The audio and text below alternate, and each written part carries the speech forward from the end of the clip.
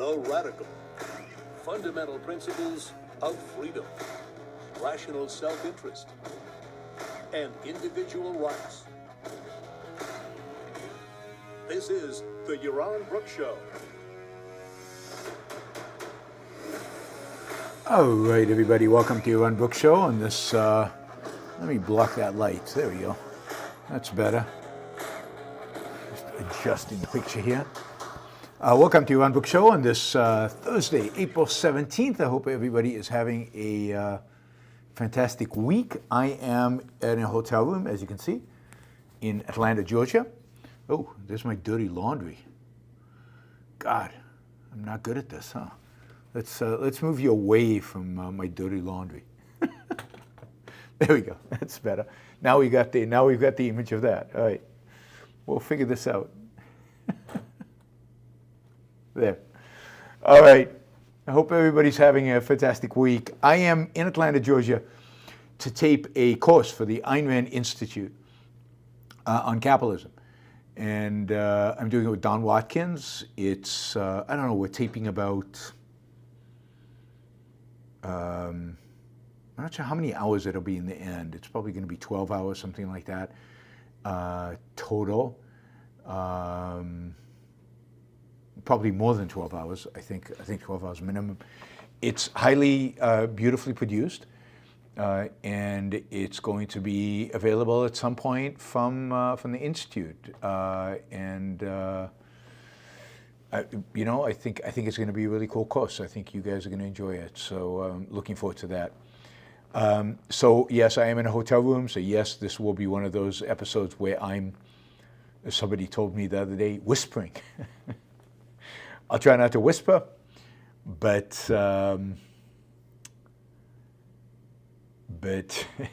yes. All right, let me just play around with this a little bit. That light will ultimately go away. We'll just do this. All right. All right. So we have a lot to cover today. There's a lot going on. And we will, I bought the cat, I'm just looking at comments. Is Yaron capable of whispering? That's a good question, Andrew. I don't know. We'll find out. Anyway, a lot going on in the world of Trump, as you can imagine, and in the world of America and the world of the world, and we will try to cover at least the highlights of what is going on in the world right now during the show. We're going to talk about fear. Fear. The fear Republican politicians have of Donald Trump. The fear senators have to upset Donald Trump. I'll tell you what I think about that. We'll talk about Abrego Garcia and really the ever-evolving situation with him in particular. Well, we don't know what the situation is. He's not evolving. He's stuck in that jail in El Salvador. But the ever-evolving, his case is ever-evolving. And in particular this afternoon, the Fourth Circuit Court wrote an opinion about the status of that case and the Trump administration's actions. And we will discuss that. What else? We've got Harvard and everything that the Trump administration is trying to do to Harvard, including take away its tax exemptions. We'll talk about tariff lawsuits. There's now a couple of new lawsuits. I can't remember if we talked about one of them. Anyway, there are two lawsuits now about the tariffs. We'll go over briefly what they are arguing. I expect to see more lawsuits on the tariff issue. We'll talk about the state of the economy. A bunch of numbers have come out. Don't look too good, but it's going to be interesting. Hard to project from a few numbers what the economy is really up to. And then we'll talk about the status of F-1 visas. A lot of them are being repealed. A lot of people are being kicked out of the country. And we'll finish up talking about Iran and the ongoing negotiations between the Trump administration and Iran, and what the chances are of a military operation against Iran I think, new information about that potential. All right. Michael still wants a flash mob in D.C. All right, here we go. So, Lisa Murkowski, a Republican senator, she was speaking to some of her constituency against a group of nonprofits, something like that. And basically, she admitted during this talk that along with other GOP senators, Republican senators, she and they are experiencing significant anxiety about speaking out due to fears of retaliation from President Trump. In other words, we have today sitting senators in the Republican Party afraid to state their opinion, afraid to criticize the President of the United States at a time where the President of the United States is doing some pretty nutty, crazy things. These elected officials, senators, are afraid to speak up. Now, I can't think of bigger cowards right now in the world. These are senators. What is the worst that can happen to them? They lose an election. Oh my God, isn't that a tragedy? That would be life-destroying. Isn't the reason they're there is to advocate for the truth, to advocate for their views, for their ideas? Isn't the reason that they're there in the Senate is to be a check on the presidency? Isn't the reason they're there is to represent us, the people? But if they're afraid, if they're cowards, if they're hiding under their desks, they're not doing their jobs and they should be kicked out.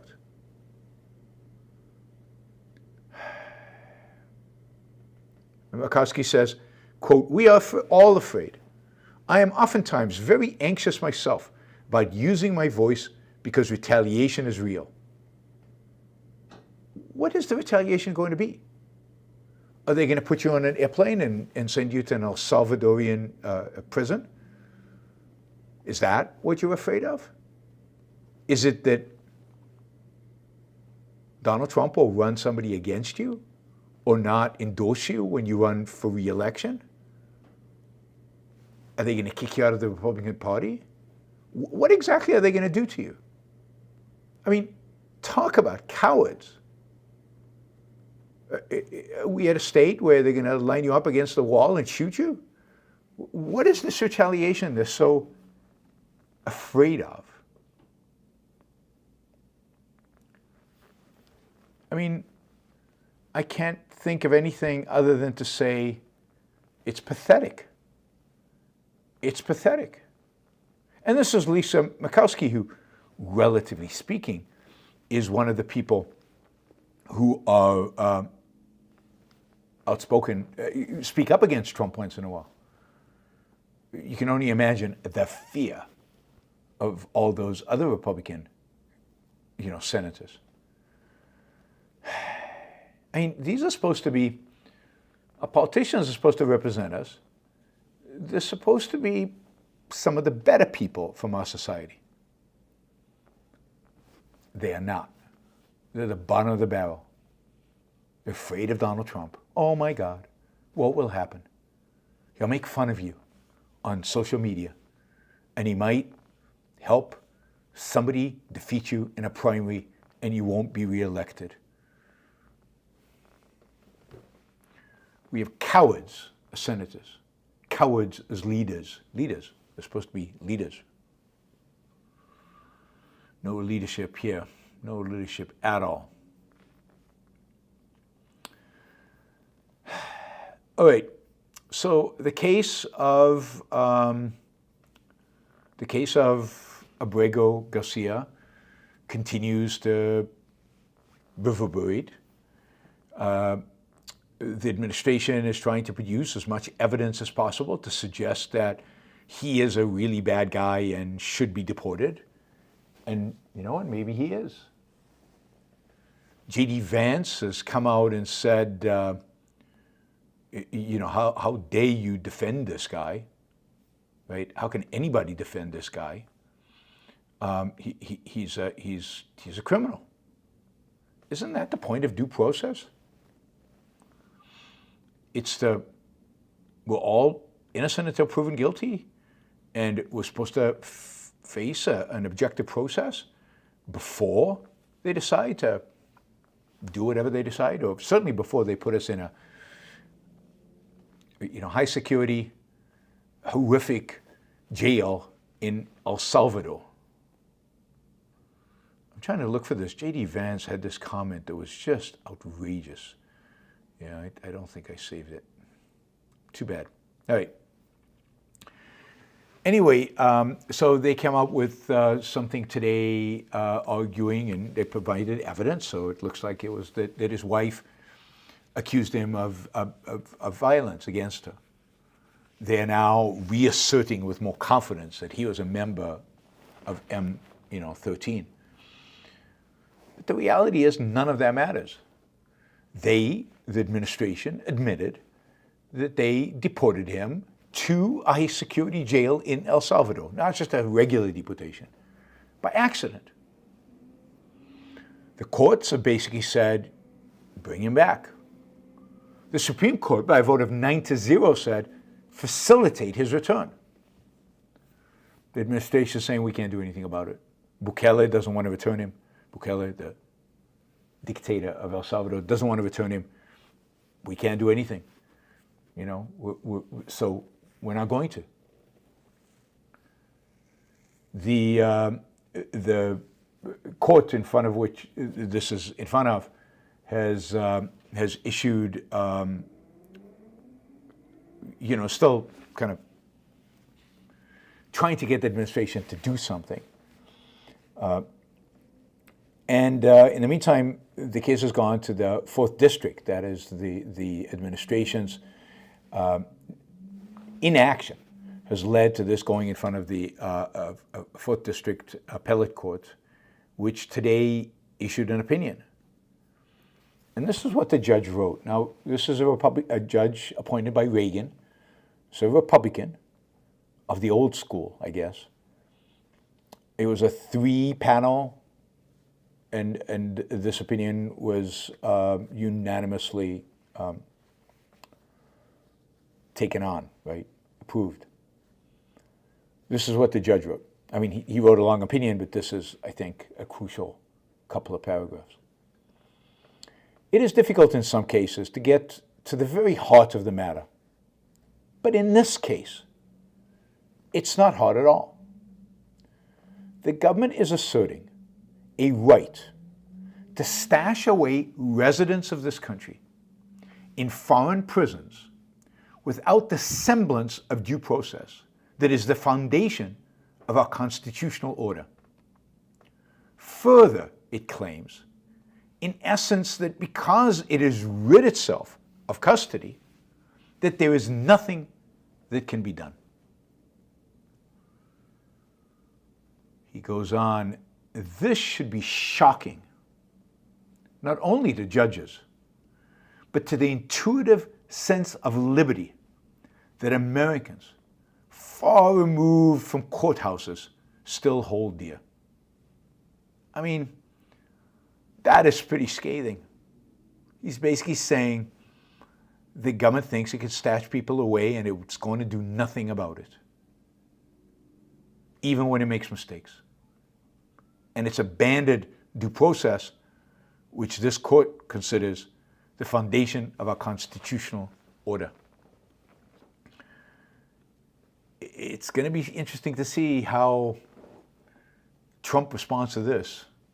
I mean, this is a major decision that is I don't think we're yet at a constitutional crisis, but we're inching towards a constitutional crisis where the courts are basically being ignored by the Trump administration. Then we're not quite there yet.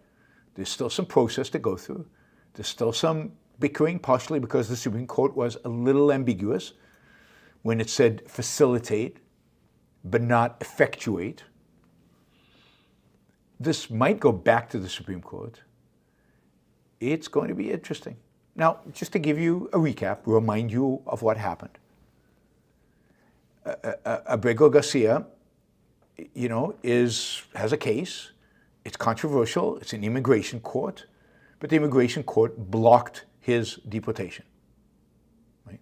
Then, the Trump administration admitted that he was mistakenly picked up by ICE, and not just picked up by ICE, but sent to a jail in El Salvador.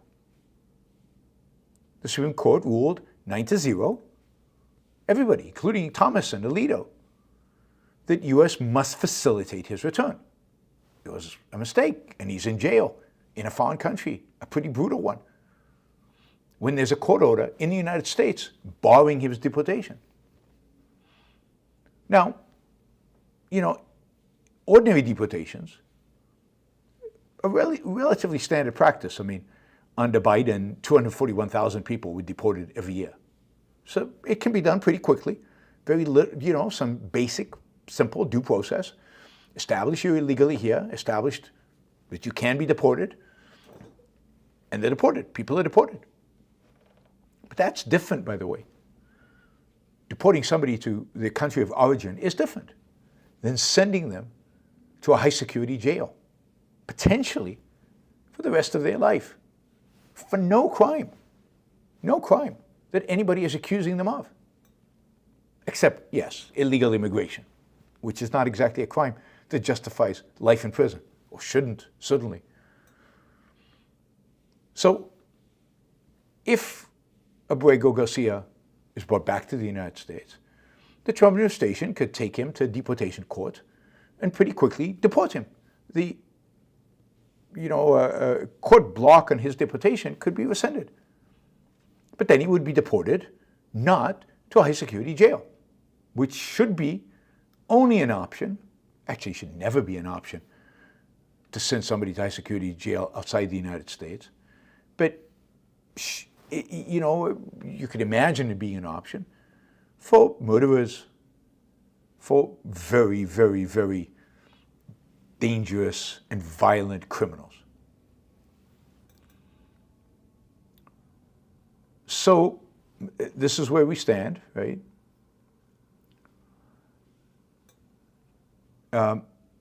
Supreme Court also, in its 9-0 ruling, actually stated that anybody the Trump administration wants to remove as a so-called alien enemy, remember Trump is using this Enemies Act to deport people, every single one of them should get a habeas hearing to contest charges of gang membership.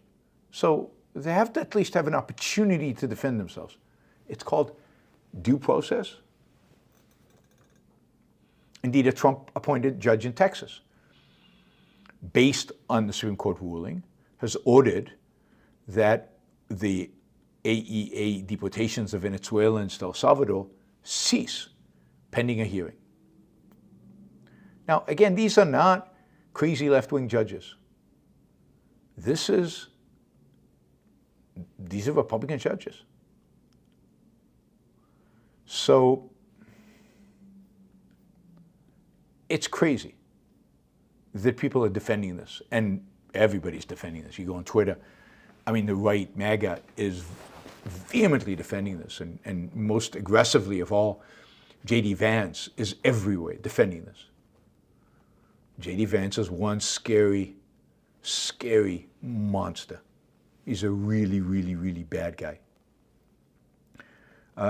This should be pretty straightforward. You don't like Abrego Garcia, you want him out of the United States, okay, I get it. Use the processes that exist. You can't send him to high security jail. Now, the Trump administration is saying, there's nothing we can do. He's in El Salvador.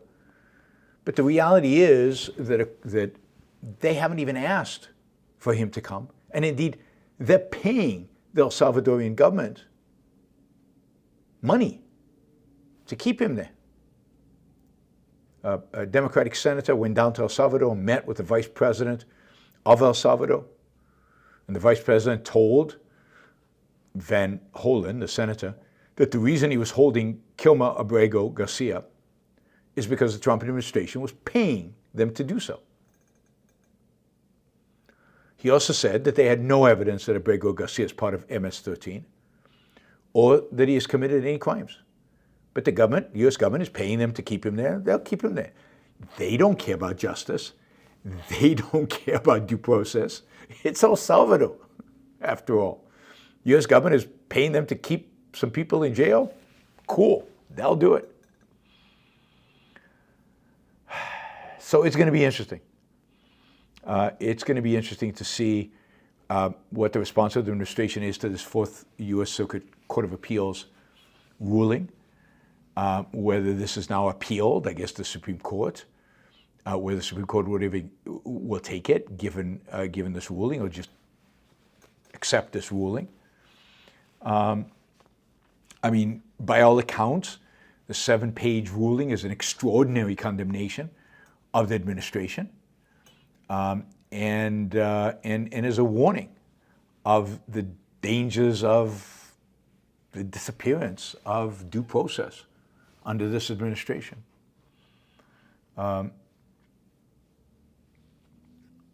Yeah.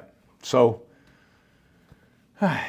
we will see what happens. We will see how this develops. I expect that at some point the administration will break. I doubt that this is the issue they want a constitutional crisis over. It might be, but I doubt it. It's red meat for MAGA, right? Here's a South American who's in the country illegally, and who might be a wife beater, and who might be a gang member. Yes, rally the country around putting him in a high security jail in El Salvador. They love this stuff. They have as much respect for individuals as they do for ants. Anyway, it is depressing. To top it all off, just to add to this, you remember Gorka? He worked in the first Trump administration, was one of the real MAGA tough guys. He is now Trump's counterterrorism czar. And he said today, I watched this, it's pretty nutty. He said today on Newsmax is a kind of a MAGA TV network. He said that anyone who's advocating for due process for Garcia is basically aiding and abetting a terrorist. And as somebody aiding and abetting a terrorist, they could be looking at federal charges. In other words, any of us who is speaking out in favor of Garcia's right to due process before being sent to a brutal jail in El Salvador is potentially aiding and abetting a terrorist. And if that's the case, the government could charge us. I mean, this is how free speech dies. This is really how free speech dies. You can't challenge the government. You can't call an injustice injustice anymore without them declaring you aiding and abetting a terrorist. Now, he's a nutcase, and I don't think what he says will go anyway. But the very fact that a government official is saying this, somebody very close to Trump, I don't know, as bad as Biden was, as bad as Kamala, as bad as the left is, can you think of anything like this that they said? Maybe they wanted to put in jail people who are anti-woke. I don't know. I can't remember anything quite this egregious. because you're defending somebody and demanding that he have due process, you're aiding and abetting a terrorist. Wow. That is some piece of work. All right. Let's see. Where are we? All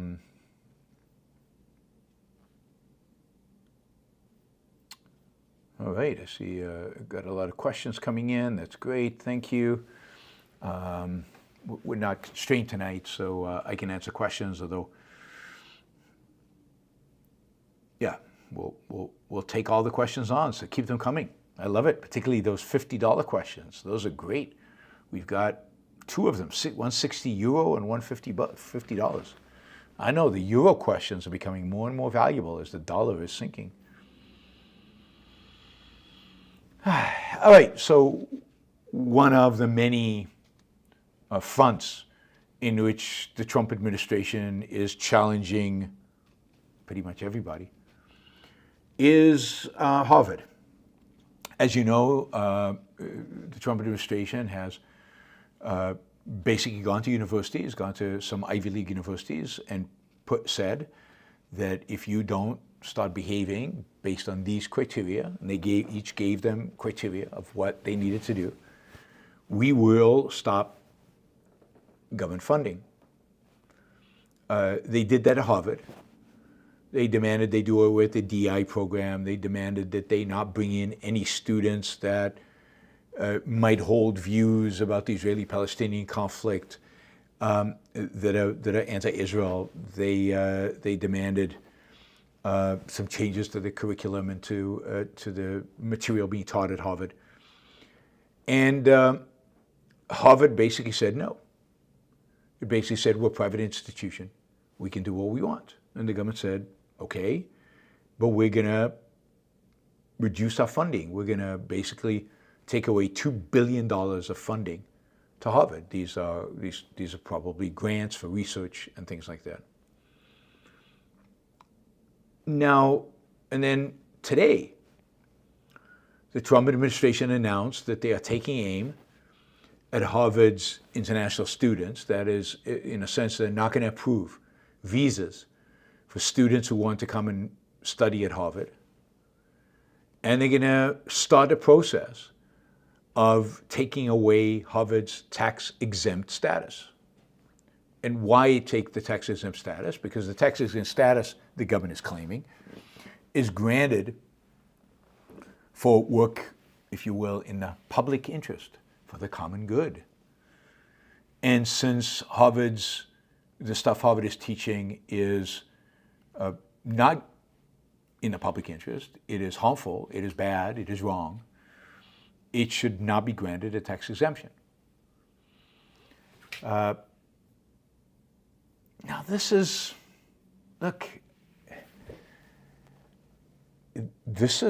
really scary in my view.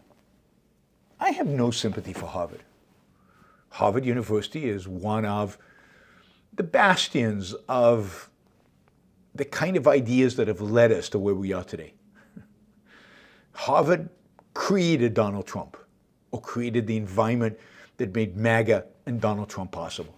I mean, that's a whole show just on that, on the culpability of the universities in what is going on in America today. They created the woke culture, and as a consequence, they are responsible for the backlash against it, but they've also been responsible for the curriculum, and the way people teach and what they are taught, and just the general intellectual level in the country that has led to the unthinking zombie mentality of MAGA and of the far left. So they, in a sense, they deserve anything they get. And there's a sense in which, yeah, get Harvard, crush them. There's sympathy there. And after how they behaved after October 7th, absolutely, crush them. This is an institution with professors who are just, many of them, just horrific. And what they're teaching is destructive. On the other hand, do we really want the government to be in a position where it selectively decides what's acceptable and what's not acceptable to teach in America. Do we really want the government silencing or penalizing? And a penalty of making Harvard a taxable institution is a significant penalty. Do we really want the government going after institutions and taking away their tax benefits because the government doesn't like how they're behaving, because they don't do everything the government tells them to do, because the speech that they engage in, the teaching that they engage in is inappropriate, the intellectual is inappropriate? I mean, what's at stake here is intellectual freedom, including intellectual freedom to be wrong and evil and awful.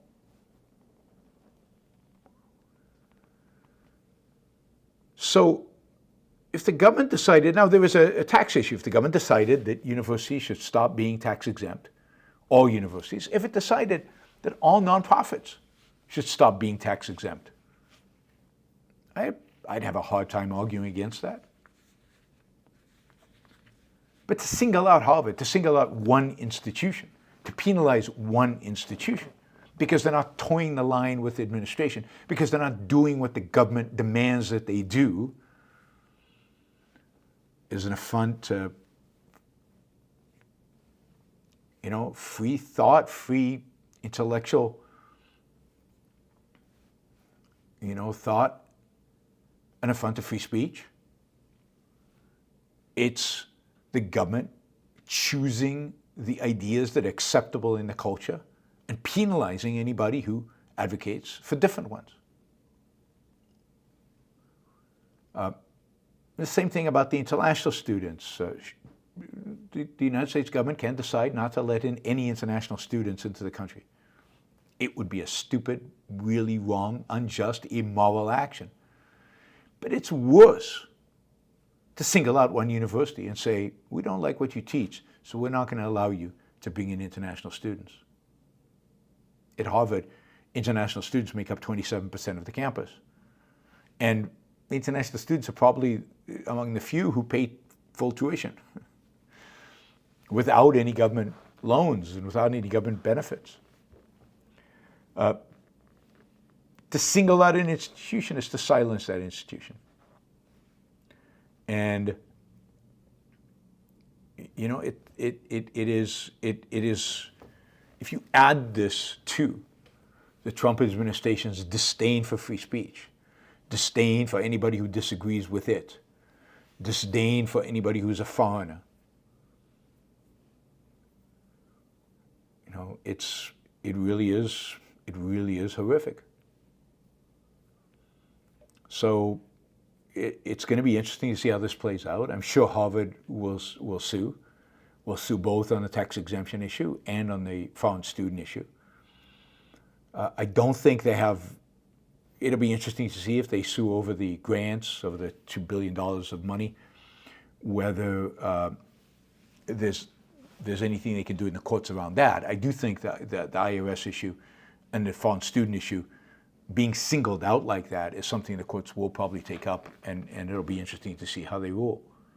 But this is a direct attack on intellectual freedom. It's a direct attack on free speech.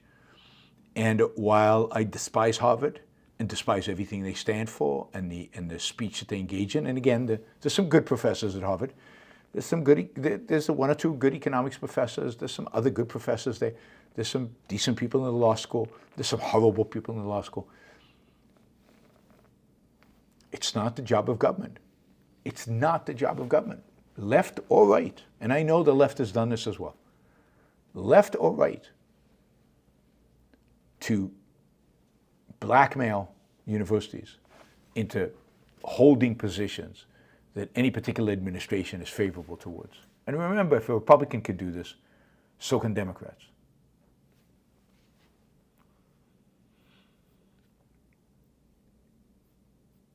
I wanted to say one thing about F-1 visas. These are the visas that the administration is saying they will not issue for Harvard students. It is interesting that over the last few weeks, the administration has revoked about over 1,000 visas from international students all across the country. So there is a campaign being launched by the Trump administration to get rid of foreign students. And here we're not talking about just students who might have participated in pro-Hamas demonstrations or articulated arguments that are anti-American or could be conceived as anti-American. And they're F-1 visa students. These are F-1 visas allow you to come and study in the United States. They allow you to go in and out. They allow you to work part-time on campus, but not off campus. Your spouse comes in at an F-2 visa, which doesn't allow the spouse to work at all. These are rough visas. I mean, I was on an F-1 visa, and it meant that I could only work in a limited way legally. It meant that my wife could not work at all. Somehow we managed, even with 2 kids while I was a student, but it meant that you at least, so you can get scholarships and you can get other things, but F-1 visas are very restricted. And they're taking them away for students without really giving much of an explanation for why. Over 1,000 students at 160 colleges, universities have seen their visas revoked, legal status terminated. And this is just in the last less than a month, since late March. No clear vision of why this is happening. The universities are confused, the students are confused. I think this is generally part of an attack by this administration on foreigners, on people who were not born in the United States, or people who don't have ancestors in the United States. They just don't like us. They want us gone. And they're finding every excuse in the book to be able to get rid of them. And, Trump once in a while will say something positive about immigrants.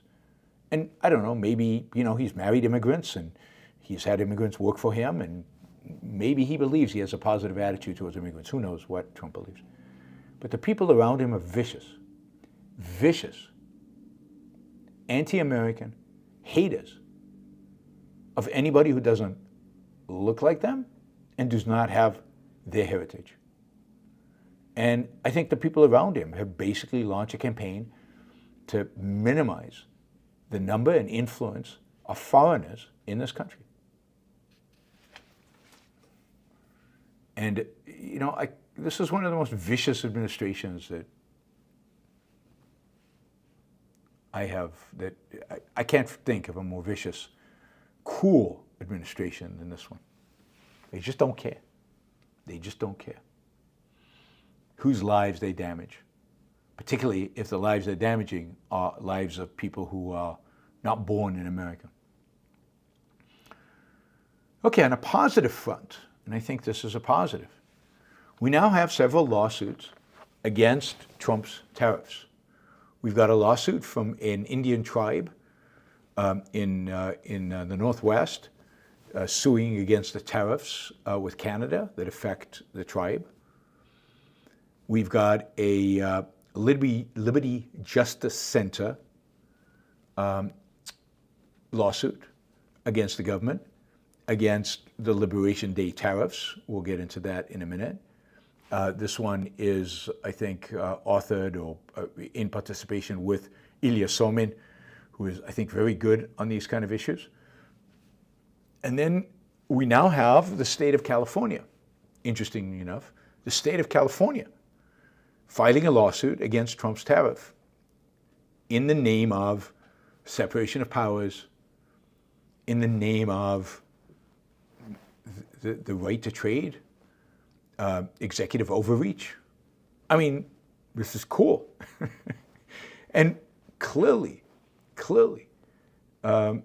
something that the governor of California is probably doing because of his presidential ambitions, setting himself up as the pro-trade Democrat, as a believer in the role of Congress, as a believer in limiting the executive power, as a believer in separation of powers and the rule of law.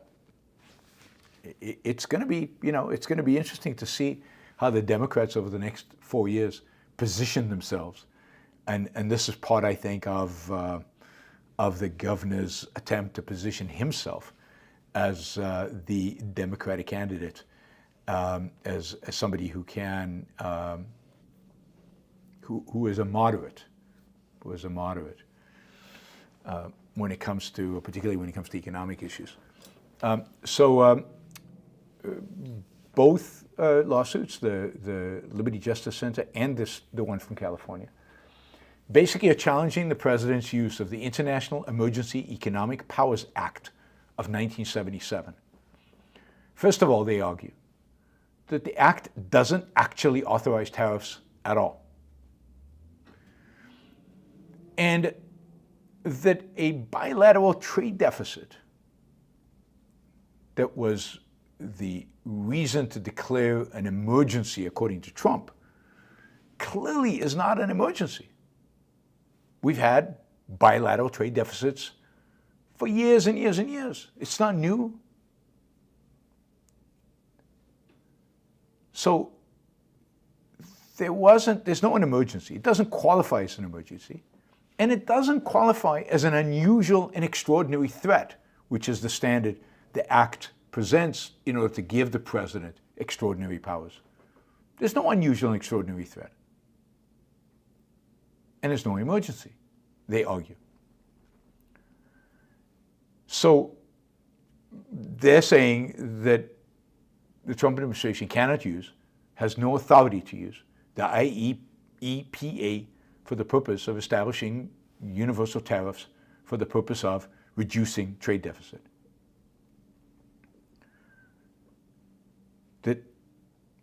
And they also argue that even if it did, even if the IEEPA actually authorized these actions, it would still violate the constitutional limits on delegation of legislative power to the executive. I mean, the Constitution is clear. The Constitution is clear. The responsibility for tariffs lies with Congress. Lies with Congress, not with the president. And yes, in a narrow sphere, Congress can delegate certain of its authorities to the president. But it cannot just delegate it in a way that the president of the United States can engage in a trade war, can raise taxes on Americans by as much as Trump has.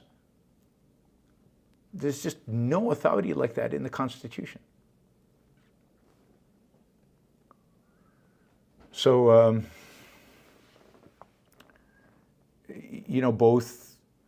both lawsuits are making similar arguments. The constitutional arguments, the arguments about the nature of the law itself. They're accusing the president of starting the biggest trade war since the Great Depression, based on a law that doesn't even mention tariffs, and is not an unconstitutional usurpation of legislative power. Then if it is not, then what is? The case is filed, by the way, on behalf of 5 owner-operated businesses who've been severely harmed by the tariffs and who are exemplars of the tariffs' human and economic toll. There's going to be more lawsuits. I expect in the next few weeks to hear about a number of others. They're going to take, I think, different perspectives on the same thing, legal perspectives. These tariffs are going to be challenged. Unfortunately, it could take months before we get a definitive ruling, maybe over a year before we get the Supreme Court to actually hear this and make a decision about it. It's crucial because it relates to executive power, and it relates to the role of Congress and separation of powers, and whether we take those ideas seriously in America anymore, or whether we've given up on that and we just want an imperial president, whether we just want a president to rule over us. So it's going to be interesting, again, to watch as these lawsuits move through the courts in the months to come, in the months, hopefully not years, but in the months to come.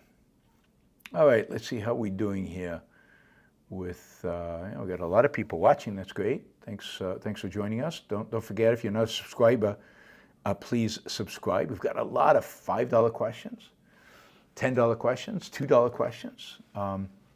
Think about doing some $20 questions so we can chip away at that goal of 750. Hopefully we can make it today.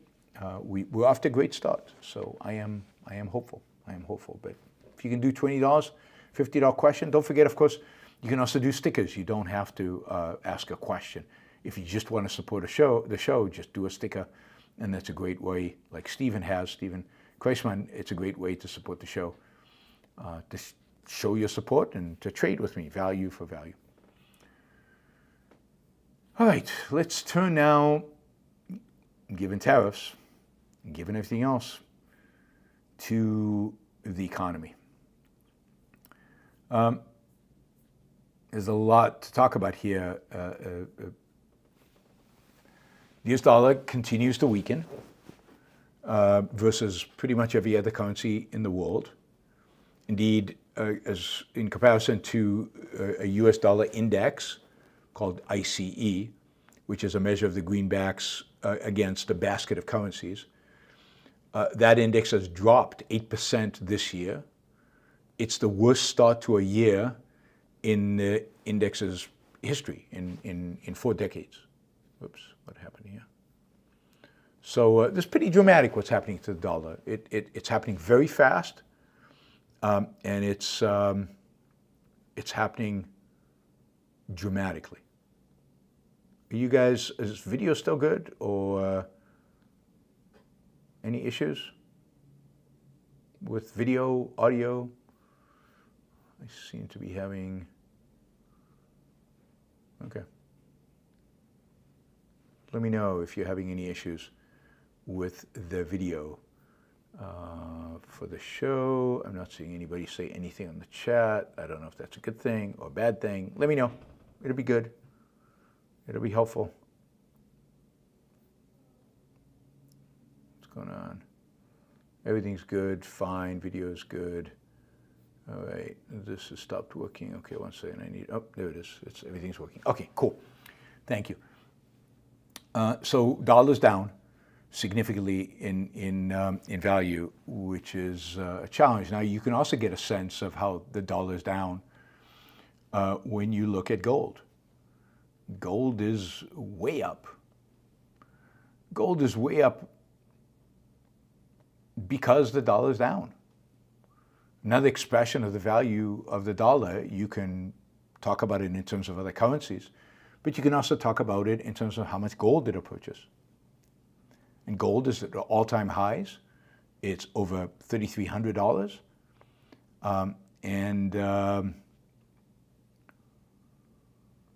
This in spite of the fact that interest rates went up, which again usually drives the dollar up and the dollar down. The dollar up and gold down. Gold is up, dollar down in significant fashion. Now, the Fed chairman was speaking yesterday, and this is what he had to say basically about what's going on. He said the level of tariffs increases announced so far is significantly larger than anticipated. And the same is likely to be true for the economic effect, which is higher inflation and slower growth. So the Fed is already setting us up we're facing high inflation, low growth. Now, again, I don't think tariffs are inflationary in and of themselves. The deficit is inflationary. The deficit is going to go up. The government spending is not being cut. Revenues are going to go down. If we head into a recession, there'll be less tax revenues, and deficits will go up. In terms of signs that we might be heading into a recession, according to the Philly Federal Reserve survey, just in the last 48 hours, these results have come out.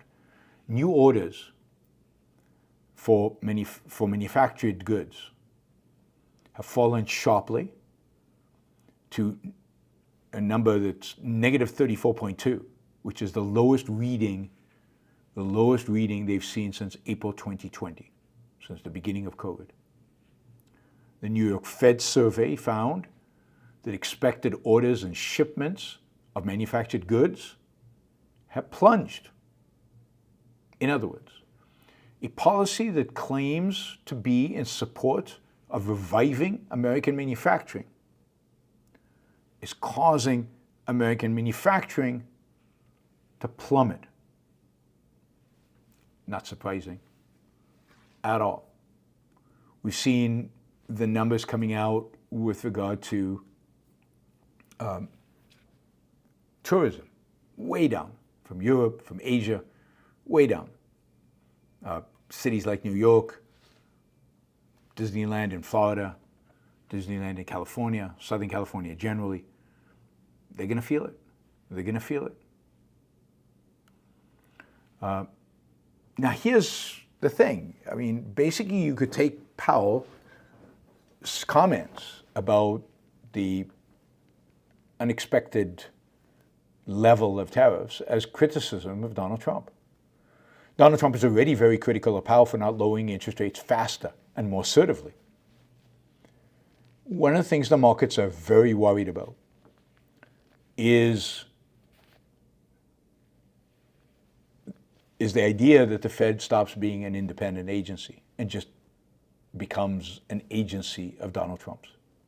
Now, the Fed has never been completely independent, but what Donald Trump wants to do is have a Fed that does exactly what he tells them to do. And indeed, Trump is talking about firing Powell. Now, it's not clear he has the authority to fire Powell. The Supreme Court is going to make a decision about other independent agency heads soon that could give the president the power to fire Jerome Powell from the Federal Reserve. Indeed, to fire the whole board and replace it. Now, if that happens, I think financial markets are not going to be happy. You're going to see bond yields go up. You're going to see stock prices go down.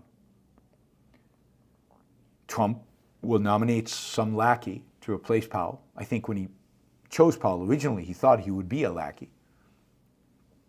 Now, again, I don't know if Powell is a good Fed governor, good Fed chairman or not. I don't think anybody can be a good Fed chairman. But he has probably done a decent job given the nature of the job. Trump would replace him with somebody who just did what Trump wants, and Trump knows about as much about, monetary policy. He doesn't put it this way. He doesn't know anything about monetary policy, and I think the conclusion of the markets would be that if Trump nominates his person to the Federal Reserve and they replace Jerome Powell and they fire Jerome Powell, that is a massive inflationary signal. So expect inflation to be priced in. And ultimately, I think what is going to be priced in is stagflation. The idea that the economy is going to stagnate, which I think almost everybody believes it's going to at this point. Add to that inflation, you've got a real mess that we would be in. So the economy seems to be struggling. We don't have any definitive data yet on how bad it's going to be, but there certainly are indications that things are not going well. All right, a few foreign policy stories. Let's talk about Iran quickly. As you know, Trump is negotiating with the Iranian regime about a nuclear deal. Every indication is that they will come to some agreement. I think that both parties are highly incentivized to cut a deal. I think that Witkoff is basically, in statements he's made publicly, has basically given up on the idea that we would completely dismantle the Iranian nuclear program, that we would make that a condition, even though he later denied that that was indeed the case. Yeah, it's obvious that that is indeed the situation.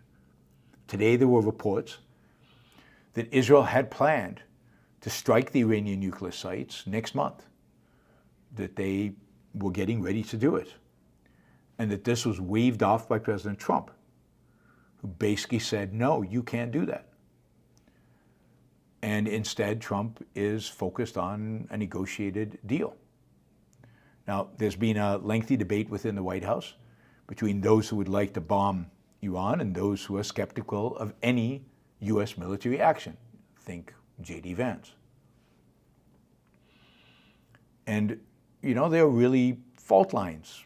They're not that deep, I think, between those who want a robust American foreign policy that stands up to the bad guys and those who are skeptical of any military operation in the world, that don't want the U.S. to stand up for anybody. As I said, the Trump administration was not going to be this unbelievable administration vis-a-vis Israel and friendly to Israel. And an Iran deal will be very bad for Israel. But it's very likely to happen. It's very likely to happen, and it's very likely that Iran will cheat, as it always has.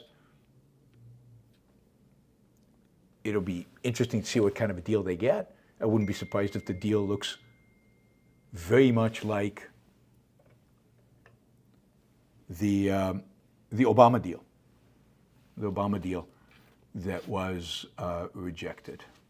Let me see if we can get some more light here. I think we can get a little more light on me. There we go. Put that there. That better? All right, hopefully that's better. All right, more dramatic. That's dramatic lighting.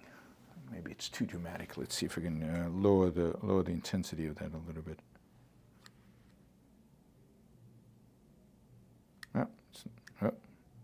That's about as low as it gets. Okay. That's what we have. Oops. Fell. Let's see if I can find a way to position it where it won't fall. All right, hopefully that's good enough. Okay, a few other comments on foreign policy. Today, for a second time really in the last few months, since Trump came into office, the United States voted against a UN resolution condemning Russian aggression against Ukraine. The United States was joined in opposing the resolution. It was joined by Russia, Belarus, and North Korea. The Trump administration basically said that the resolution was not helpful to achieving peace. It did not contribute to achieving peace. In other words, recognizing that Russia started this war, recognizing the evil of what Russia is doing, according to Trump, is not conducive to peace, is not conducive to negotiations. And therefore, we must never condemn, we must never make moral judgment, we must never make a judgment against Russia.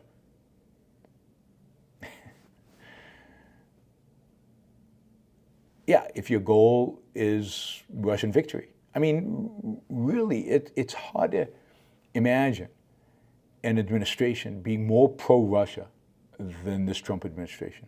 It is shocking. I mean, the other countries that voted against this were Eritrea, Mali, Nicaragua, Niger, and Sudan, and the United States.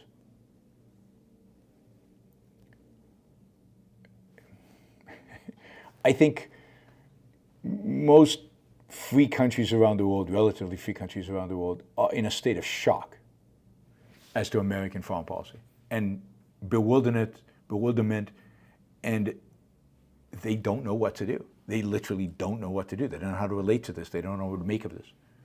Your friends are your enemies, and your enemies are your friends.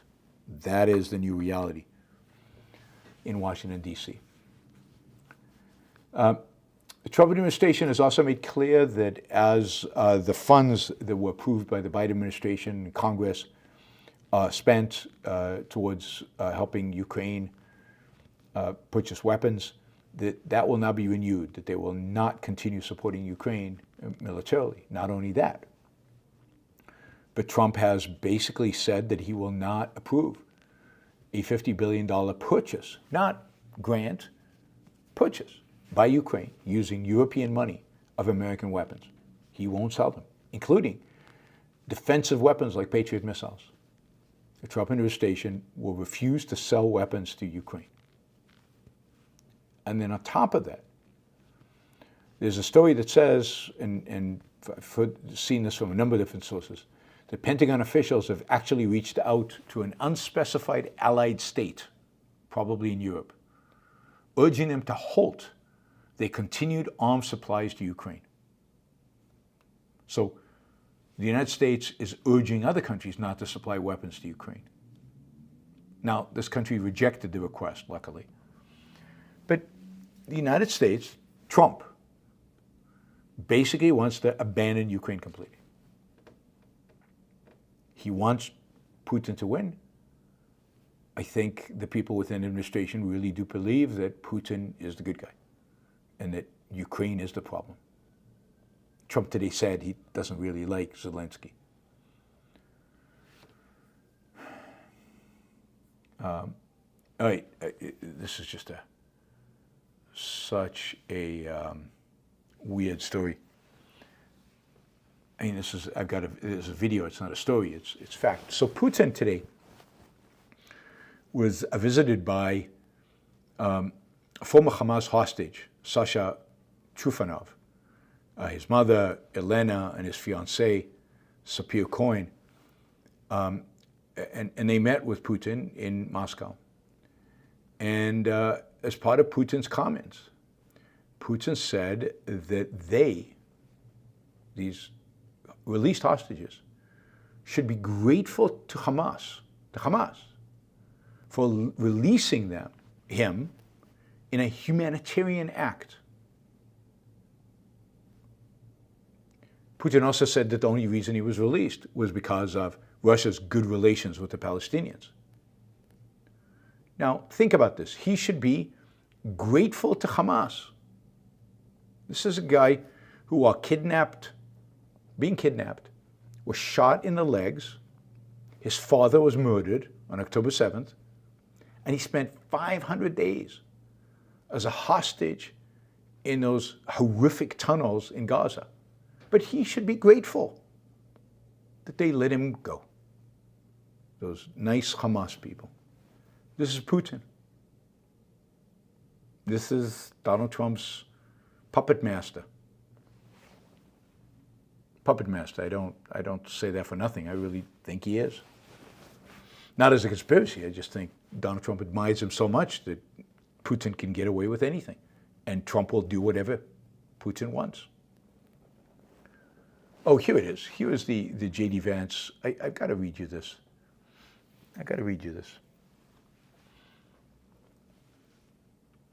J.D. Vance writes, I hate this smug, self-assured bullshit. I know I'm right, and people must be dumb or immoral to disagree with me. This is his quotation. It's an easy way to go through life, because you never have to think seriously about why your worldview is justified for the mass invasion of the country my ancestors built with their bare hands. I mean, that's it. His ancestors built with their bare hands this country. Therefore, he has some special rights, and those of us who might be immigrants, or those of us who might be children of immigrants, we can't understand that. We can't understand what it means to build a country with your bare hands. In America, at least according to the founders, all Americans are 100% Americans. Some Americans are not better, more noble, more informed because their ancestors were here. I mean, that is collectivistic tribal BS. No one gets special privileges because of your ancestors. This is a land, or at least was, a land of individualists, of people who made something of their life and are treated as individuals no matter where they came from, or no matter who their ancestors were. You're treated based on your merits as a human being.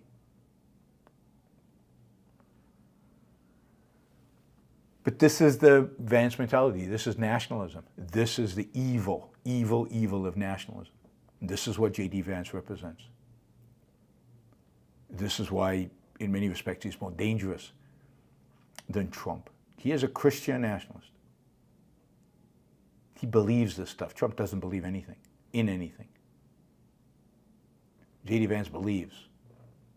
He is unbelievably dangerous. If we get authoritarianism, it's much more likely to be under J.D. Vance. DIM is much more likely to actually become a reality under J.D. Vance. I just find that so despicable. Partially because I'm an immigrant, right?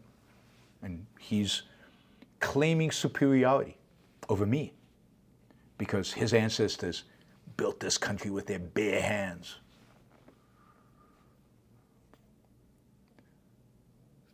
Yeah, tribalism. Tribalism just drives me crazy. It just pisses me off. All right, that is the news for Thursday, April 17th. Thank you all for joining. I will take your questions. I see we have quite a few. There's still room for more, and still got way to go. I'm looking particularly for $20, $50, $100 questions from anybody who would like to participate. Also looking for just support in the form of stickers. Vadim did a sticker, Eyal did a sticker. Thank you guys. Really appreciate it. Value for value. I want to remind you that Alex Epstein is a sponsor of the show. alexepstein.substack.com, where you will get the best, the most updated information and thinking about issues related to fossil fuels, energy, environmentalism, climate change.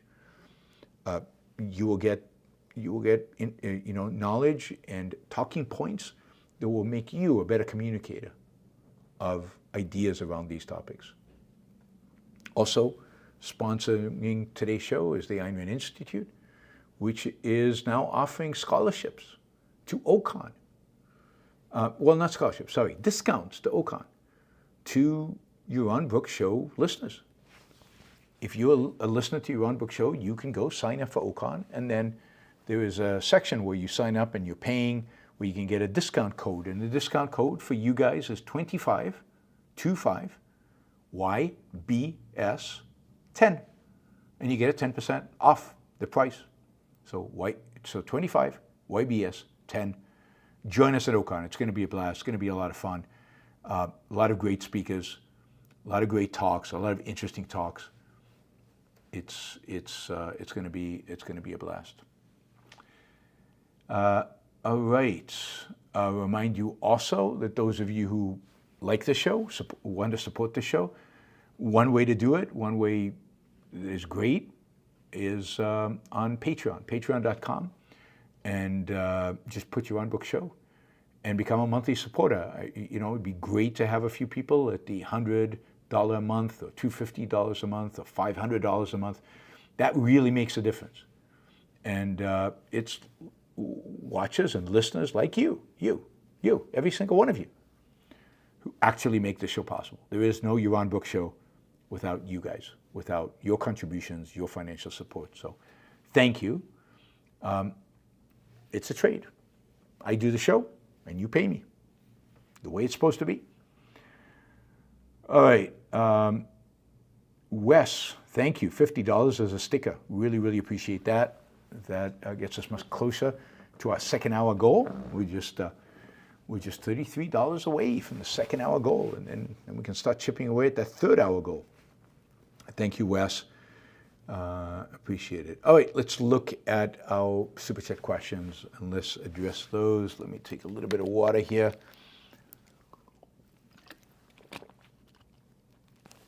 All right. Rational IP asks, how do proponents of laissez-faire capitalism respond to the criticism that government intervention is necessary to protect employees from exploitation with critics often pointing to the 19th century as a key example. Well, we respond by saying that that is complete nonsense. That it wasn't in the end government intervention. It's not government intervention that prevents exploitation. It's competition. It's the marketplace. Indeed, it's laissez-faire capitalism that ultimately prevents exploitation. If employees are not being treated well by an employer, they can leave. And indeed, they often do. Other employers will try to attract them. There's always a shortage of productive employees. They will try to attract them by paying them higher wages. Unless you can get all the owners of industry, all the employers to collude. And in that case, it's completely appropriate for the workers to collude too, to form unions and to strike and to try to prevent the owners from colluding. But the idea that all owners will collude is ludicrous. It's never happened and it never will happen. Now, were there cases in the 19th century in which owners of factories, owners of businesses tried to exploit their workers, try to limit their opportunities? Sure. Were there cases in which violence was used? Yes, inappropriately. And the state should have intervened to stop the violence and to prosecute those who committed it.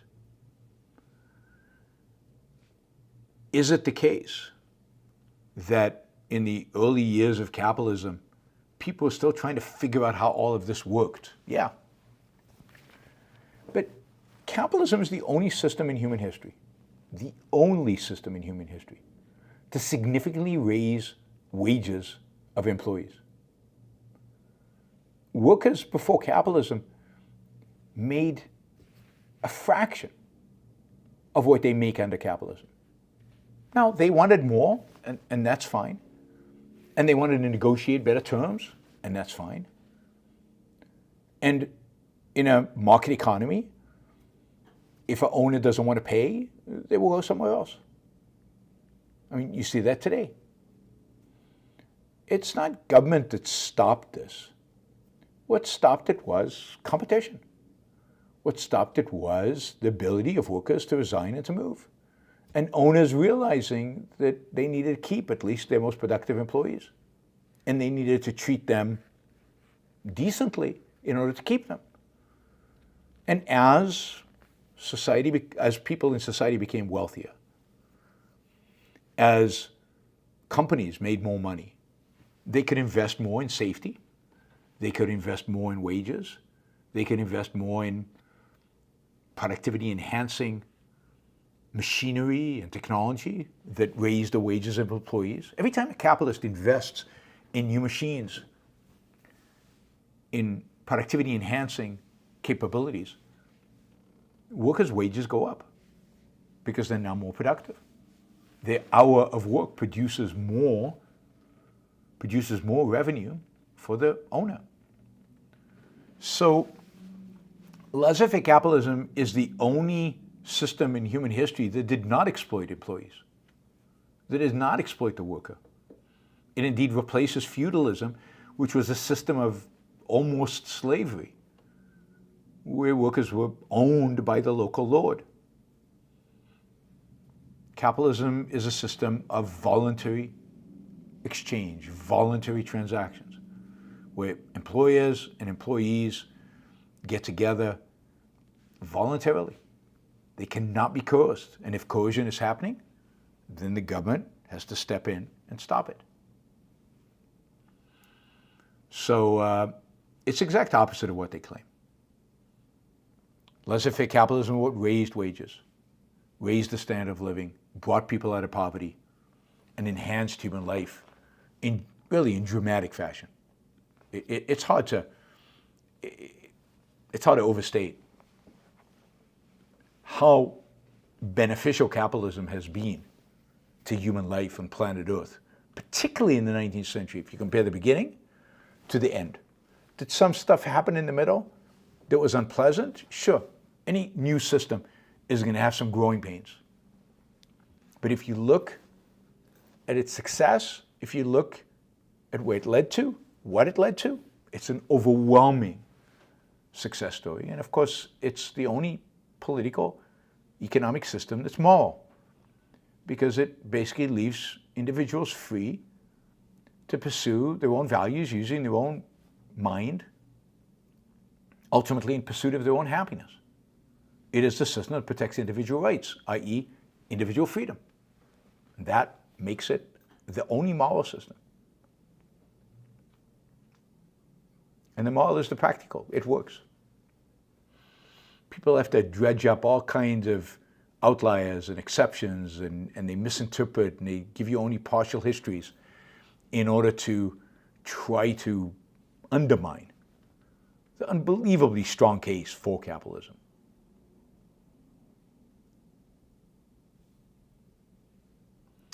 Liam, despite Harvard's good work in fields other than the humanities, medicine, physics, biochemistry, weighting that against the further development and spreading of evil philosophy, I think all universities are net destroyers, not benefactors. I mean, I think that's right. I think ultimately it's the humanities and philosophy that actually ultimately drive a culture. They set the terms for everything else. And particularly Harvard, particularly the Ivy Leagues, particularly the top universities that basically dictate educational policy for the rest of the country, dictate not only what happens in colleges, but also in high schools and in primary schools. Our entire educational system, in a sense, is guided by what is taught at Harvard and universities like it. And in the areas of humanities and philosophy, this is bad stuff that is incredibly damaging and is incredibly destructive of individual human life and of the economy and our political system. So it's definitely a negative. The universities are the enemy. Now, the question is, how do you deal with that enemy? Is it appropriate to use governmental force in order to favor the ideas that you think, or the people in power think, is good? Or do you fight the enemy really in the only way that can have lasting impact, and that is intellectually, with better ideas? That's the only way ultimately you change a culture, or you make a culture good. Trump could change the culture, but he'd probably, or almost certainly, make it worse, not better. Gail says, Gavin Newsom is angry and plans to sue Trump. What chance does he have of winning? Thanks so much for your enormous efforts in the name of freedom. Well, Gavin Newsom did sue Trump. He sued Trump over the tariffs. And, I think he has some strong arguments. And again, he's not the only one suing Trump over the tariffs. Others are suing him over the tariffs as well. And I think the arguments are sound and strong, and there's a good case. And I think this is part of Gavin Newsom's efforts to become president in 4 years. So it's going to be interesting. I mean, Gavin Newsom is angry. Everybody should be angry. Every single one of us should be angry. Trump is doing real damage economically and culturally to this country in a way that I don't think any president, even Obama or Biden, has not done in such a short period of time. So we should all be very angry. We're destroying the rule of law, we're destroying due process, we're destroying free speech, and we're destroying our economy. What's left after all that? Clark, is one of the differences between the US today and 1920s Germany that the universities in Germany were controlled by fascist intellectuals, whereas our educational institutions are controlled by socialist egalitarians? No, I don't think so. I think quite contradictory. I think in Germany in the 1920s, the universities were controlled by socialist egalitarians. The fascists didn't control the universities until much, much later. Indeed, many of those socialists became fascists as a means to achieving their end.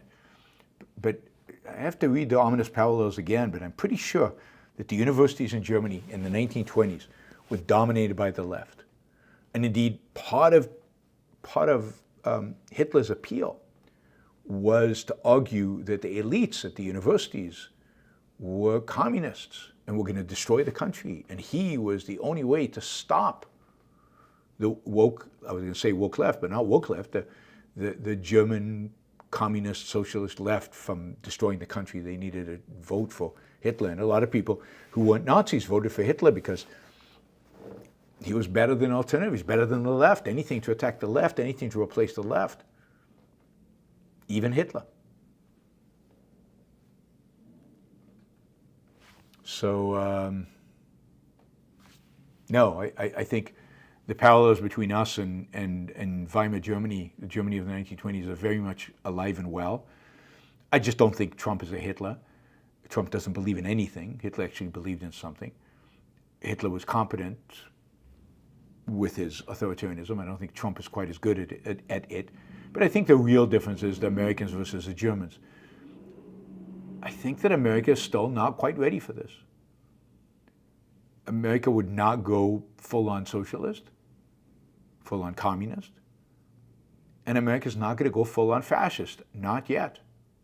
We're building towards it, but not yet. And you can see it in the outrage people have right now over much of what Trump is doing. I mean, when senators and congressmen are going back home, they're getting mouthfuls from their constituents. Now, we're not actually seeing it in the polls in terms of people who would switch their votes. Most people who voted for Trump say they would vote for Trump again.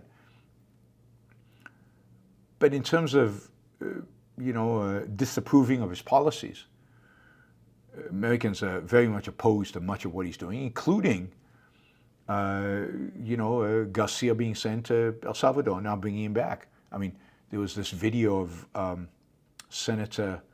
one of the senators, who's trying to support Trump, being harassed by a group of old Republicans, old people, demanding that he be brought back from El Salvador. So,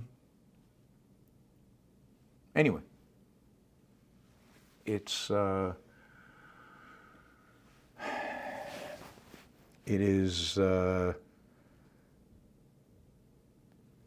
similar, but not exactly the same, because American people still have a little bit of respect for liberty and freedom. There's still a little bit of that American sense of life left. And also because the courts are much better than the United States. We have a Constitution, we have a Bill of Rights, we have separation of powers, and we have courts that have judges that actually respect that. And I think the courts are going to fight Trump. And so I think we have the courts fighting Trump, and we have a population that is not enamored by Trump. I don't see how Trump becomes a dictator. I don't think J.D. Vance, unless the left blows up completely, becomes successful. So I think there's really hope. I mean, I don't think there's hope for a renaissance, but I think there's hope that we don't just descend into authoritarianism within a couple of years.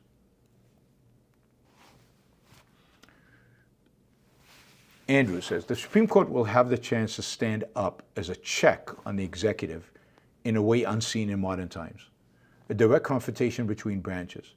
Do you think, given pragmatism's influence, the court has it in them? I do. I do think that the court has it in them. I think that at the end of the day, many of the justices in the court, even those who are Republicans, view themselves as guardians of the Constitution. They don't always agree on what the Constitution means, but on certain issues where it seems clear-cut, they will stand up to Trump. Not on everything I would like, but on enough to elicit a direct confrontation and to be a bulwark against outright authoritarianism by this administration. So I think the court, and you could see it in the Fourth Appellate Court today's opinion. This is written by a Republican, and he slams Trump. He's not one of these MAGA, just go along with whatever Trump wants. And I think you'll find that a lot of the judges in the appellate courts and ultimately even the Supreme Court are not ones that are just going to roll because Trump tells them to. But we will see. We will find out. Evan, does the Fed chair have the power to control monetary policy? I was under the impression that the governors operated by majority vote. They do, but it's almost never the case that the governors of the Fed vote against the chairman, and in many cases, decisions are unanimous. But I can't remember ever the governors voting against the wishes of the chairman. So technically, it's by majority vote. In reality, the chairman is really all-powerful. And this goes back to Volcker and probably before that. I don't know of a case where a chairman was overturned. Maybe there was sometime in the history, but I don't know of one. Andrew, America should be proud of its unprecedented prosperity. Instead, it's ashamed of the cause of the success, the inherent selfishness on which it was built. Until the United States rejects altruism, it will never have true self-esteem. Yes, I think that's absolutely right. I mean, it rejects selfishness, but it also rejects capitalism. It rejects freedom. It rejects the constitutional system of government. It doesn't, I mean, Americans don't understand any of that. They don't know what that is. They've abandoned it, partially because of ignorance, and partially because philosophically they're opposed to it. But yes, to really have an America that's proud and confident with self-esteem, you need an America that understands how it got so rich, that understands that it's capitalism that brought it the riches, and understands the moral foundations of capitalism. It's what I'm trying to do by talking about moral foundations of capitalism everywhere I go. Gene, would America be better off if it held its current obligation, if it held up its current obligations in Europe, but began stepping away? My understanding is World War I started a move away from the Monroe Doctrine and towards a policy of making the world safe for democracy. I think that's true. World War I certainly began that process, and World War I was a massive mistake that the United States should have never gotten involved in. But the reality is that the Soviet Union did pose a threat to the United States, and it was not particularly costly for the United States to be a member of NATO and to help Europe stand up against the Soviets. I think Russia today poses a threat against the United States, and with nuclear weapons it certainly does, and I think it doesn't cost America that much to stand with Europe in opposition to it. But I have always said that ideally the United States leaves NATO. Europe is rich and can defend itself. I think the United States should support NATO with selling them weapons. But I don't think that American troops should die to protect Estonia. I think Europe needs NATO. Europe should keep NATO as a European defense alliance. Now, there's a question of whether the United States should have a defense alliance on the Pacific, given that China could be a threat to the United States, and given the importance of trading routes from Asia to the United States, and given the fact that its allies in Asia are probably not strong enough without the U.S. to stand up to China, whereas Europe is strong enough to stand up to Russia. So it makes sense to slowly step away from NATO and let Europeans pick up the slack and take responsibility for the front against Russia, while continuing to support them in every way we can, short of military support. And at the same time, it might make sense to create a NATO of Asia, at least until countries like Japan and South Korea and Taiwan can defend themselves without U.S. help against the Chinese threat. So yes, a realignment, a global realignment makes sense. It's just that the Trump administration is going about it in the worst, most ridiculous, most suicidal kind of way. It's doing it by elevating Russia. It's doing it by promoting Russia. It's doing it by insulting and putting down our NATO allies. It's doing it not by phasing out our membership in NATO, by claiming, no, we're still members of NATO, but we might not abide by the treaty. We might not send American troops into battle if Article 5 is invoked. We might just ignore the fact that we have a treaty. It's better just to leave, if that's your intention. At least leaving makes it clear who's responsible for what. And then there are big questions about what the United States has planned for Asia, and I think they're sending very, very mixed signals. And I think this tariff strategy is just a disaster when it comes to our geopolitical positioning and the American attempt to kind of counter the Chinese threat and the Russian threat. But this administration elevates our enemies and puts down our friends. Mary says, is there any respect for justice anymore?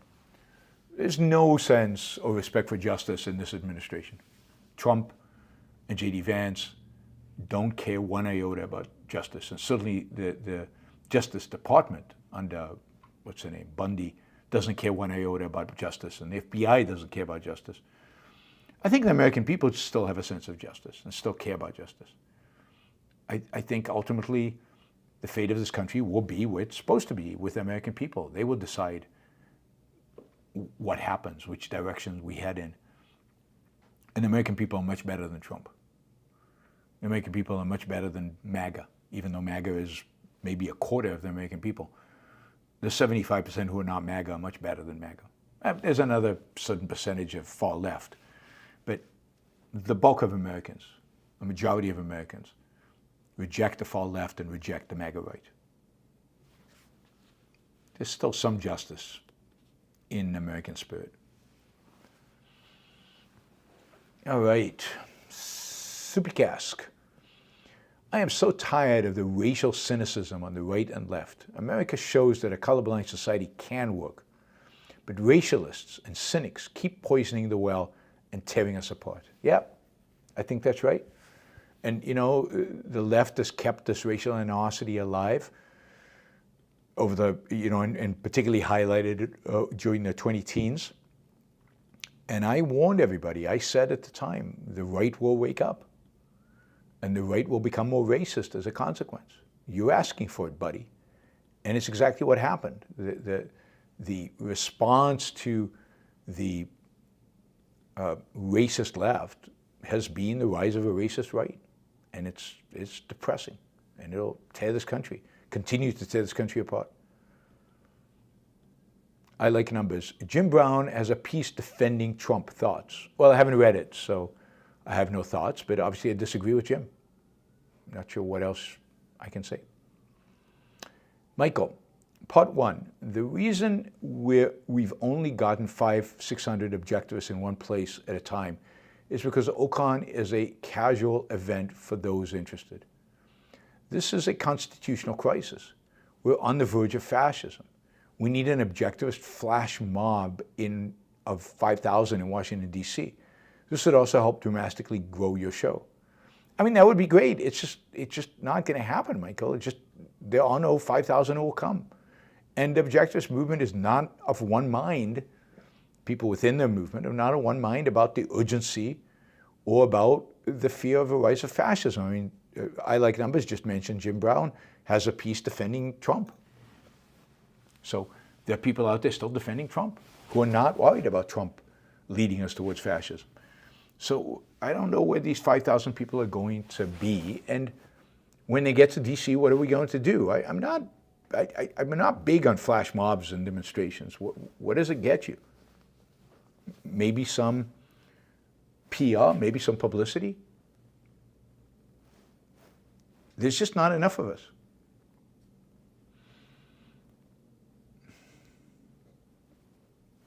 Somebody asked, did Yaron testify before a House committee in 2009?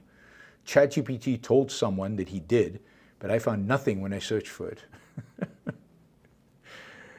Well, ChatGPT knows all. No, I have never testified in front of Congress. Never testified in front of a House committee.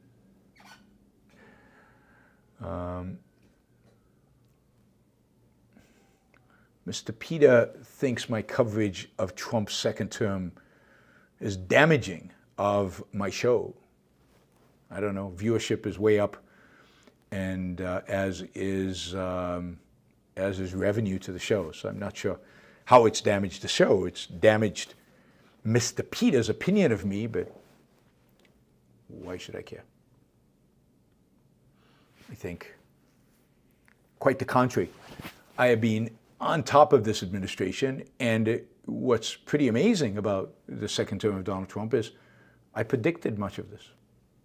So if you followed the show consistently for the last 10 years, you'll know that everything Donald Trump is doing today is not surprising to me. It's predicted, and the damage that it's doing, you will feel in the years to come. You might not see it now, you might not realize it now, you might still be defending tariffs or something, but the damage is real, and the damage will be seen. Ryan says, when is a constitutional crisis not a constitutional crisis? When no one cares. Keep fighting, Yaron. I mean, people seem to care about this one issue, right? So it doesn't seem like they care enough about tariffs. It doesn't seem like they care enough about other things. But I think this one issue about this one guy in El Salvador, there seems to be energy behind this, and people do seem to care. And certainly the courts are caring. And I'd say a constitutional crisis is when the Supreme Court makes or the appellate court makes an unambiguous decision, and Trump just ignores it. And then they are deemed, in what do you call it when you don't do what the court tells you to do? The word has just slipped my mind. Marshals are sent to arrest Trump officials, and the FBI comes out against the marshals, and that's when you have a constitutional crisis, right? What do you do to a court when you don't listen to the court? What is that called? Yeah, you guys are not being helpful. Not being helpful. All right. Troy, thank you. Troy just came in with 500 Australian dollars. It's Easter Friday here in Australia. Friday and Monday are public holidays. So my business loses two full trade days due to observing a stupid, mystical story from 2 millennia ago. So much for the separation of church and state. Absolutely. Thank you, Troy. Really, really appreciate the support in spite of the fact that you're losing business over this weekend, over this very long weekend. You talked about me doing a sponsored show about the Supreme Court. I'll probably do it this weekend, so I'll get back to you, but it'll probably be this weekend. So I plan to do it. Thank you again, and thank you for the support. This is great. Troy, amazing.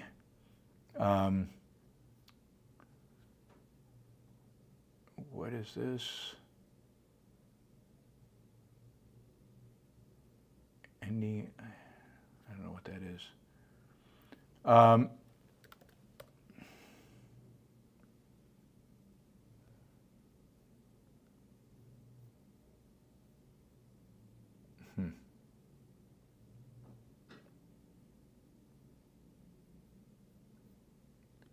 Okay, let's see. Liam, does Trump think because America is something, we can survive a tariff war? So rich, we can survive a tariff war while other countries can't afford it, so he can use that as leverage to get Europe to do what he wants. I don't know what he thinks. I think thinking is something he doesn't do much of. I think he believes that America can, yes, it can survive it. It can onshore the manufacturing. I think he believes in a lot of very contradictory things.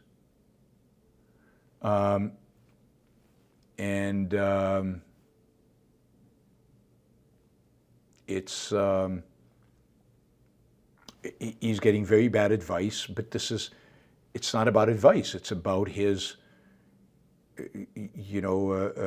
belief set, which is completely irrational and completely divorced of reality, completely detached from reality. So there's no long-term plan here. He does think America will survive it better than other countries. He thinks other countries will come groveling. He thinks that he can force other countries to buy American stuff so that he can balance the trade deficit. even though that's both impossible and not very good if it happens, because it would lower investment in America. It's just an unmitigated disaster without much thought. Without much thought, without much consideration, without much strategy. It's just stupidity on steroids. That doodle bunny, only a loser wishes for another man to fail. I don't know any successful people who leave hateful comments. I think that's probably right. People who are successful are focused on their success. They're not focused on other people. Enric, would you be interested in doing a show on the impact of tariffs on Americans if and when they fully impact, and how we Americans can mitigate them? Sure. I mean, I think to some extent I've done shows like that already, but doing a show on the impact of tariffs on Americans if and when they fully impact, and how we Americans can mitigate them. Well, I'm not sure how you mitigate them, but I can certainly do a show on the impact of tariffs on Americans, yeah. Are you sponsoring a show, Enric? Hopper Campbell, as Trump receives more and more pressure from his donors, will these tariffs gradually be removed over time? I don't know. Maybe, but it's not clear. Even when he's removed tariffs, he keeps saying it's only temporary. So it's hard to tell what wins out, the donors or his long-held basic hatred of trade, which is part of who he is, part of what he's been for 50 years. Hopper Campbell, Americans must choose the rule of law or the rule of Trump. Yeah, I mean, they chose Trump. We knew this would come to this. It would come to this. And yet they chose Trump. I told them. Yet they chose Trump in the primaries and in the general. Abraham Campus, the same thing happened in the wake of January 6th. The legislative showed their weakness and refused to convict. I agree. They're cowards. At the time, they made the excuse of, well, he's finished now. After January 6th, he just lost an election. He's done in politics. Now they have no excuses. Nada. Nothing. And now the damage arguably is greater because he's in power and he's doing whatever the hell he wants. And a lot of it is incredibly damaging to America. James Taylor, it sounds like the Prime Minister of Singapore has been listening to your show. That would be nice, but I doubt it. I think he's just understands economics, just understands the basics. You don't even have to have a very deep understanding of economics, just the basics. Something nobody in the Trump administration seems to know. Trump bone solution next election cycle. I don't know what that means. The Democrats need to offer a reasonable candidate, and the electorate needs to deliver to the GOP what they did to the Democrats last election, the pendulum. Well, no, they didn't crush the Democrats last election. The Trump won by a very small margin. Republicans won the Senate by a much smaller margin than expected, and they barely won the House. What the voting public needs to do is crush Republicans. Crush them. They need to lose the House big, and in a year and a half, they need to lose the House big, and they need to lose the Senate. I doubt they'll lose the Senate, but they need to lose the House big. We'll see. James, can the Supreme Court impeach Trump on their own, or can that only happen through an act of Congress? Only through an act of Congress. The courts cannot impeach. Only Congress can impeach. Not your average algorithm. In the long run, I'm very optimistic. We've got young objectivists going viral, forgetting into it with Charlie Kirk. That's great. And yeah, I'm optimistic too in the long run. Let's hope there are lots and lots and lots of great young objectivists out there who are going to change the world. Counting on you guys. Not your average algorithm. How do you know that consciousness can only arise from sensation? Does consciousness arise from sensation? What is that? What do you mean by that? I'm not even sure what you mean by that. I don't know. I don't know what you mean. Consciousness is a biological feature of advanced biological beings who have more than sensations because they have perceptions. The difference, the differences between a conscious and non-conscious being is not sensations. It's the ability to perceive the world and the ability to experience the world. And it's all from our senses. It all comes from our senses. What is consciousness? What are you conscious of? You're conscious of the world out there. And how are you conscious of it? Through your senses. That's all you have. We don't have anything else. No other ability to be conscious of the world other than our senses. Is New York City still the greatest city in the world? I don't know. It's still a great city. It's still it's still an exciting city. It depends what you mean by greatest, by what standard you use greatness. But I can't think of a city that is greater if you combine the freedom, the energy, the skyscrapers, the financial strength, the job opportunities, the entrepreneurial, vibe, the culture, the food. If you combine it all, I don't know that there is a greater city. Michael, some minor good news. It looks like Peter Navarro has been sidelined. Really? I haven't seen that news. That would be amazing if Peter Navarro sidelines. It means maybe Musk is winning the day on tariffs, and maybe we're in for some better stuff. We'll see. At least on the tariff front. Michael, there's a resolution to impeach Trump.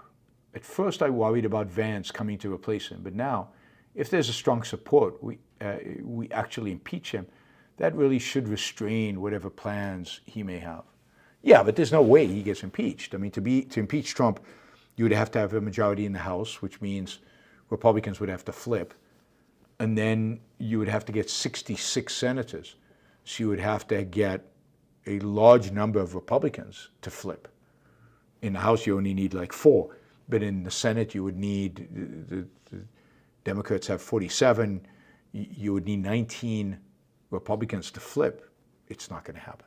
We talked about the fact that Republicans are afraid. Republicans are afraid of Trump. They're not going to impeach Trump. They didn't impeach him after January 6th. They'll impeach him now. I wish. I agree with you. It would be great, even though it would bring us Vance. It would be great because it would reassert congressional power. But it's not happening. Michael, every Monday, could you interview different ARI intellectuals to give their evaluation of Trump so far? Very curious to hear how you've been swinging Jason Ryan's takes after ONCOS. I'm not going to all of them. Because it's too Trump-centric, and I think the more interesting issues. The reality is that, as far as I can tell, the opinion of all these people is similar to mine. Jason is even thinks Trump is even worse than I think he is. Harry, I think, agrees with me basically on how bad Trump is. I think so does pretty much every intellectual at ARI. So I don't think there's much variation in the opinions of people, of intellectuals at ARI and affiliated with ARI around Donald Trump. There definitely is differences with people outside of ARI, but within ARI and among the intellectuals, I don't think there's much disagreements. I'm not sure what the value is for you to hear different voices saying basically the same thing. But we will have all those people on over time. I don't think there's any rush to have them on. Abraham, let's not forget that the Supreme Court voted 5-4 to allow these deportations to continue to El Salvador. They certainly used to facilitate on purpose. This is also alarming coming from them. I don't know. They allowed things to continue while they reviewed. While lower courts reviewed, they didn't have an opinion about the legality or the constitutionality of what they were ruling on. They just didn't think that it was something they needed to rule on as an emergency stay, as an emergency stop. So, yeah, I'm pretty, we'll see. The court has a lot more to say about what is going on, and we'll have a lot more to say in the months to come. All right.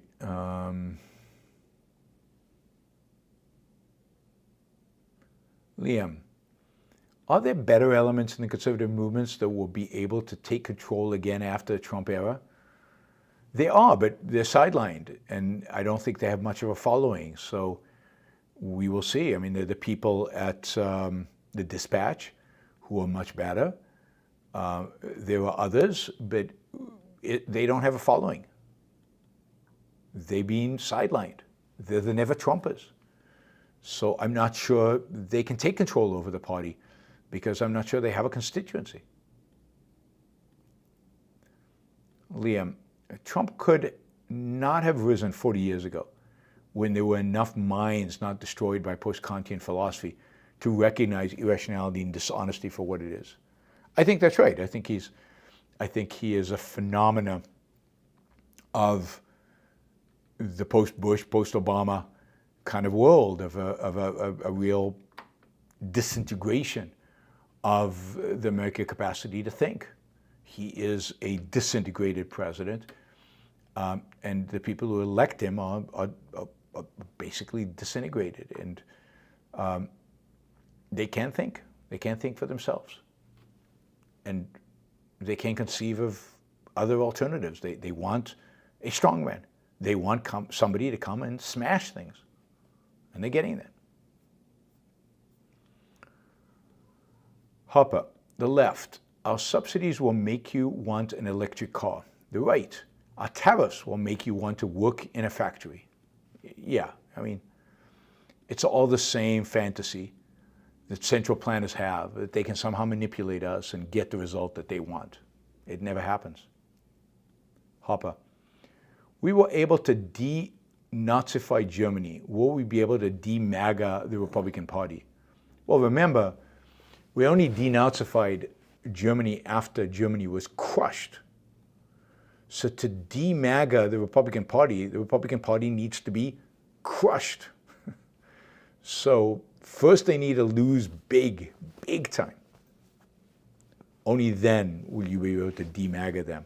And even then it's not clear because, yeah, I mean, that's the only hope we have, is for the Republicans to lose big. I've said this now over and over again over the years.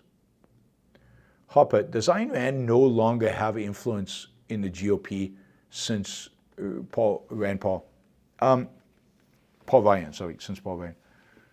You know, it's not clear to me that we had influence back then. Maybe the GOP wouldn't have reached where it is today if we had influence, if Ayn Rand had influence. But no, there's no indication that Ayn Rand has influence in today's, GOP. Indeed, J.D. Vance is a good illustration. He went in his youth through a Randian period, through an Ayn Rand period. And now he's a devout Catholic. That's the Republican Party. But look, Alex seems to have immense influence within the GOP. So who knows? Maybe out of the ashes of the Trump administration, Alex and the people he's associated with and can rebuild the political party.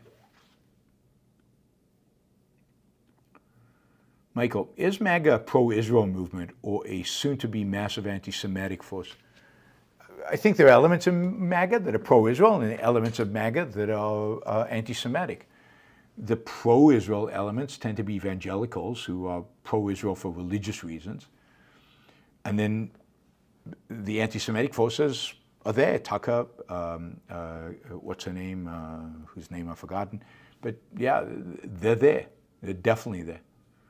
There's a significant force within MAGA that's anti-Semitic, but right now it's probably not the majority, but it is growing.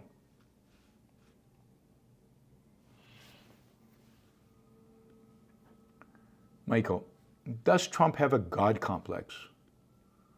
No, I don't know what kind of complex he has. I mean, he's obviously a narcissist and a bully. beyond that. Oh, by the way, I watched The Apprentice, which is a movie about the young Donald Trump and his rise to success. And it's worth watching. You'll learn a lot about Trump. It's definitely worth watching, and to the extent that it's true, it's based on a true story, it's based on his life story. It's very interesting psychologically. It's very interesting about Trump's character and the influence this Roy Cohen had on him, and kind of their life stories. So it's well made, well acted. The guy who plays Trump is very good, and I definitely think it's worth watching. The Apprentice, the life of Donald Trump.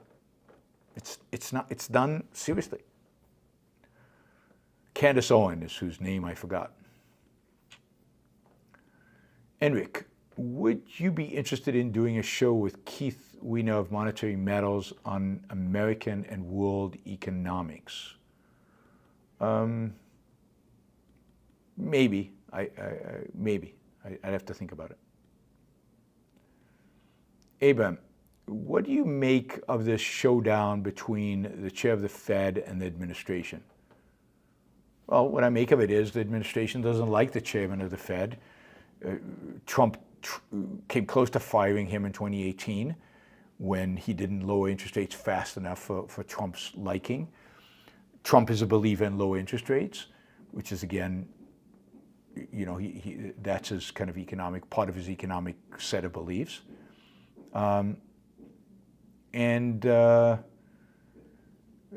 Powell is not going to lower interest rates just because Trump wants them lower. He wants economic reasons, and he doesn't think he has them.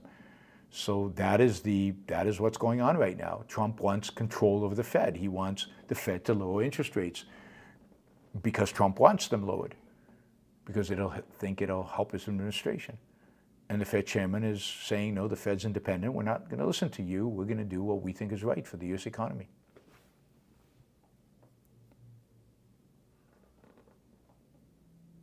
All right. I don't know, what is this discussion about how many people at ARI agree or disagree about position on Trump? I'm curious who you think at ARI doesn't. Maybe there's somebody. I don't know. Unless you consider Peikoff, but Leonard is not part of ARI. Not anymore. He's retired. Formally. Michael, Trump's been great for the stock market. It's down only 11% in the last 3 months, with most of that in the last 2. When the next round of tariffs kicks in, I expect more greatness.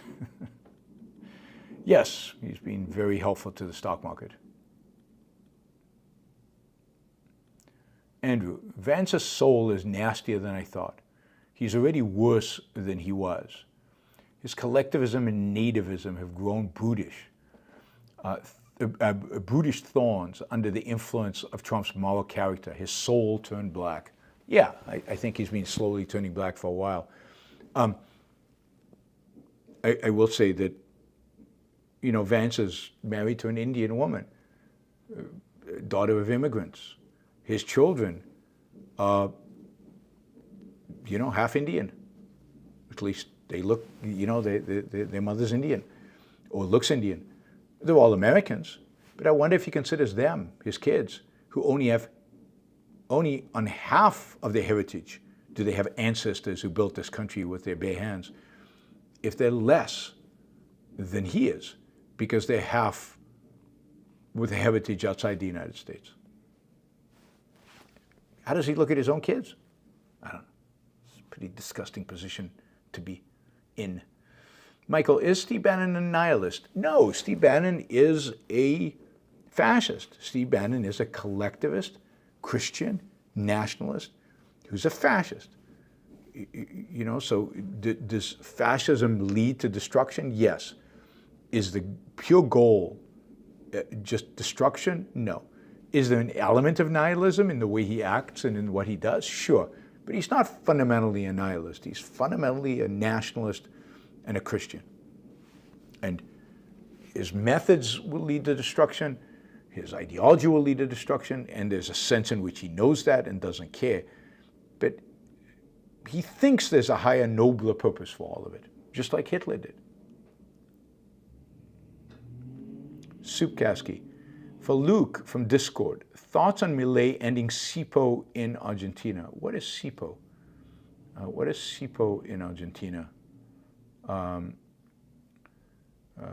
Let's see. Oh, so this is part of the currency controls. So SIPO made it almost impossible for companies to send profits abroad and for Argentinians to purchase dollars. So to the extent that Milei has ended that, and I haven't read that story, so I've been busy and I've missed that story. To the extent that Milei has ended that, that is fantastic news. It's part of his dismantling capital controls.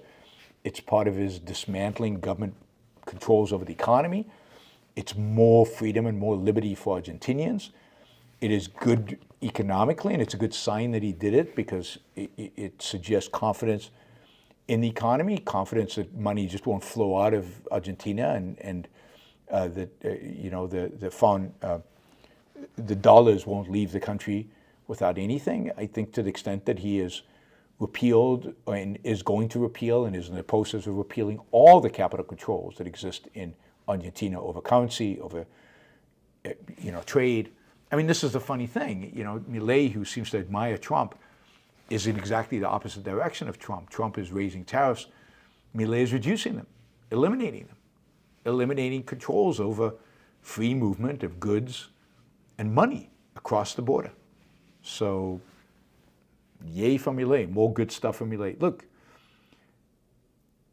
Milei is a real free marketer. He believes in it, and he understands it. He's an economist. Why he chooses to associate himself with Donald Trump, I just have no idea. I just have no idea what is the source of that particular weakness that he has. Artin, watching you from Berlin, thank you so much for the clarity. As an Iranian immigrant, I see a greater threat to freedom from the right today in Europe and the United States. Sadly, that is true. And sad, what that means is there's no alternative. There's left bad, right bad. It leaves us in an impossible situation and in a very sad, depressing situation. Neo says, should Christmas be 1 week long? I feel it's short. Well, luckily your feelings don't count. I mean, they count to you. No, I mean, Christmas is it's a fun holiday. It's a nice holiday. You can take vacation during that period and you can make it into a week. But the reality is I mean, I'm not sure there should be any state holidays, but Christmas is 1 day, that's fine, that's good. And you can make it in as long of a holiday as you want in your life.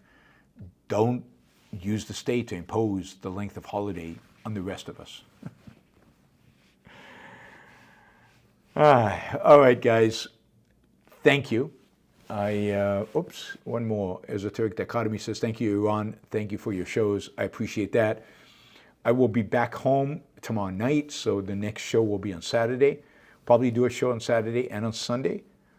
For those of you who participate in Harry Binswanger's shows, I will be on his show on Sunday to talk about Harvard versus Trump. So that'll be interesting and fun. But I expect a show on Saturday, definitely a show Saturday, probably show Saturday and Sunday, but we'll see. We'll work out the details as we go. Thank you, guys. Have a great evening. Night for some of you. In Berlin, it's very, very late right now. Ooh, very late. And I will see you guys all on tomorrow. I filmed the final two lectures of the capitalism course that we're filming here. And I will head home. See you guys on Saturday. Have a great rest of you.